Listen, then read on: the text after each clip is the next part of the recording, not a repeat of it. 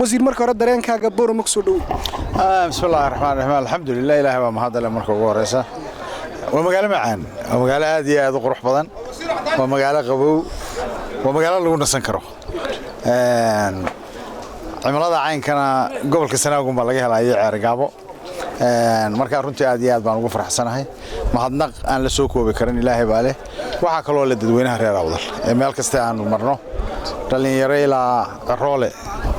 هواني رقبة sida fiican ee diirinka waad kale runtii ku soo dhaweynaysa muwaadinimada ku jirto lagu soo dhaweeyay waa meel lagu soo noqonayo bismillaahir kariim wasiir bal ka war dareenkaaga shirkii maanta kaaga baxay toddobaadkan aad u fadhiday dooran shir waa runtii aad aan ugu dirsanay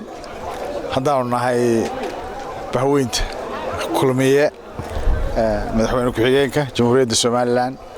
iyo musharax madaxweynaha ee gudoomiyaha labaduba iyo inta kale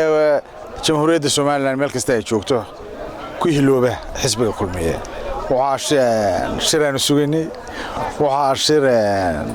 qulubtoodii iyo hantidoodii iyo maxaan ku raahdaa aqligoodiiba ay maxaan ku raahdaa isku hanteen kulmiye iyo beelaha habar cafaan waxaanu qabnaa inaanay beelaha habar cafaan oo quraahayne tan si gaar ah ahayd laakiin xisbiga kulmiye uu maanta gobolka awdal sidoo u dhayahay beelaha degaa ay yihiin kuwada arooraan waxaan ku raahdaa xisbiga kulmiye wasiir waxa tahay wasiir madaxweyne Ziiraay markii laga yimaado afka xukuumadda adiga ku hadlay bal ka waran xukuumaddan xisbiga kulmiye inta badan dadka reer awdal waxay ka tabtaan inay xagga saaman qaybsiga ayna wixii ummadani ay sharaf iyo maamuus iyo milki ku lahayd aan laga siinin golaha wasiirada oo golaha wasiirada ay noqdeen sida ay hadalka u dhigaan dadka shacabkii beesha dhexe arrinka noocaas oo tabashooyin fara badan adigu aad garwadeenkaayid oo u soo joogtay qaar bal ka waran runtu waxay tahay qodobkan ah saaman qaybsigu mid reer awdal oo qura ku khaasa maaha beesha dhexe lafteeda kala cabata beelaha bariguna iyaguna maxaan ku raahdaa aad baa arinta ugu cabtaa waa qodob u baahan goor ay noqotaba in maxaan ku raahdaa qodobka la hoos loo eego oo laga dirso laguna fadhiisiyo kulli horta ummadda bini'aadanka cid ma qanciso laakiin runtu waxay tahay waxay u baahan tahay wax walba waxa deeqa wixii la isku ummaddu ay isku maxaan ku raahdaa sameeyso ay isku wada maxaan ku raahdaa isku afgartaan waxaana hubaala si dhakhso ah oo mustaqbalka ah aan waqtiga garan maayo laakiin madaxweynaha jamhuuriyadda Soomaaliland waxa kamid ahaa wasiiradii shirka warbogeysa iyo cadeeyay dhulbaanta ka qayb galay maxaan ku raahdaa beelo badan oo dhulka joogana oo la soo hadlay oo suurtageliyay diiwaangelinta in dhulka ka dhacdo markii ugu horeysay sama qaybsiga qodobka weyn buu ahaa qaybta ugu weyn buu ahaa hadallada ka galayeen reer awdalna haday qodobka iyaguna hadal hayaan beelaha dhexna way hadal hayaan marka waqtigii alla ka dhigay baa jirtay qodob meesha ku jira u baahan hoos loo eego wadada wareernimada wasaaraddaas oo ah wasiir kasta soo maray inuu reera iyo dad inay u badan yihiin ka cawdo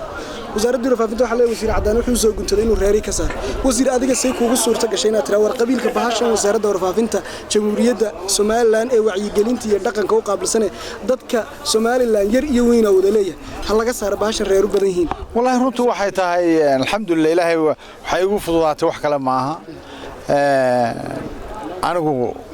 muwaadinka jamhuuriyadda Soomaaliland wasaaradda u shaqeeya shaqo ma soo keenaysa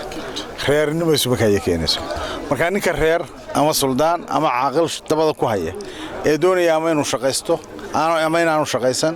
ama hawlo kale wasaaradda kamid ah uu og yahay inaanu ku dhex noolaaneen waqtigaas uu dhamaaday waxaan ka rabaa wasaaradda waxa weeye shaqaale kala wada reer ah laakiin markay wasaaradda soo galaan mid shaqo wada haya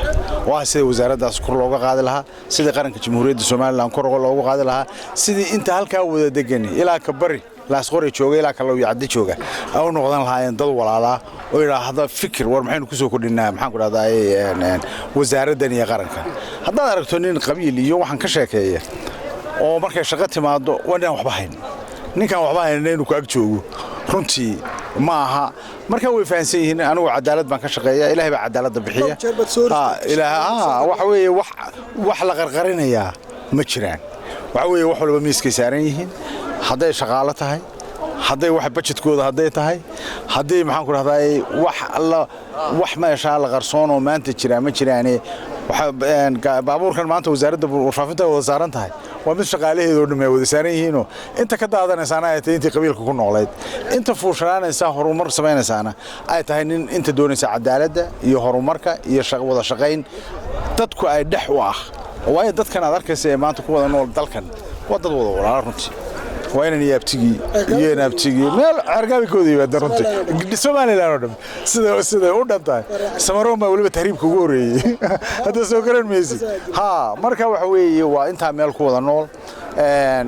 sida qura lagu dhaqi karaa ama ay ku walaaloobi karaan ama ay ku wada noolaan karaan waa cadaalad laga wada shaqeeyo wasiir cadaani hadduu madaxweyne noqon lahaa ma u malaynaysaa ma la oran karaa wasaaradda markuu saa u kala reegariyay inuu qabiilka dalka kala dagaalami lahaa wallahi imaka waxa weeye laba nin baa kala dagaalamaya oo madaxweynaha jamhuuriyadda Soomaaliland mudane Axmed Maxamed Siilaanyo iyo musharax madaxweynenimo aan qabnay inuu madaxweynaha mustaqbalka yahay Mujaahid Muuse Biixi Cabdi cadaani wasaaraddiisu ku eegay waqtigan xaadirka wasiirtu galan ku weydiinaya khayraadkii dalka isbaa kulmiye waxa lagu xantaa inay urursanayaan oo ay boobayaan warshad baa halka ka jirta macdanta lagu soo saaro gobolka awdal bay ka qodan tahay lama keena bay dadku leeyihiin oo wixii dhaqaalahay dhul baa la iibiyay hadda dhaqaalihii magaalada Boorama lagu soo celin wasiir waxa la leeyahay inta urursi bay dawladdu hadda inta xil ka sii daadagaysa ku sii socota arrimaha noocaas wallahi anu ma qabo fikirka laakiin waxa weeye wasaaradda ku shaqo leh waxaan jeclay wasaaradda inaad weydiisaan waayo xuquuqaal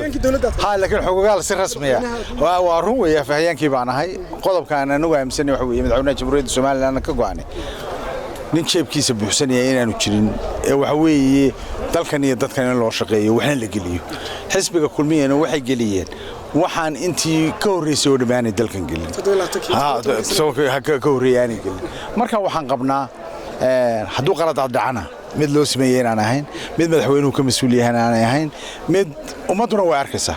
ilaahayna wuu arkaya ninka caynkaas laakiin waa arrin aan jeclayn waa arrin aan ka xunnahay haday dhacday laakiin waxa weeye wasaarado ayaa ku shaqo leh hawlahaas iyaga ay teen la weydiiyo oo xuquuqaal ah iyo inta kale ay khusaysadee xisbiga kulmiye waxa la yiraahdaa qabyaaladda lagu bartay qabyaaladda ma u malaynaysaa wasiir in xisbiga kulmiye qabyaaladda lagu bartay laakiin xisbi awalba dadku ay qabyaalad uga cabanayeen ilaa in qabyaaladu beeray kan uu kiciyay in dib loo dooranayo nin daad qaaday xubin cusub Soomaad ma wadankan qabaayil ka koobnaa qabaayilkaas la isugu yimid qabaayilkaas maxaa ku dawladnimada lagu dhisay campaign-kuna qabaayil baba ayuunba loo tagay oo la yiraahdaa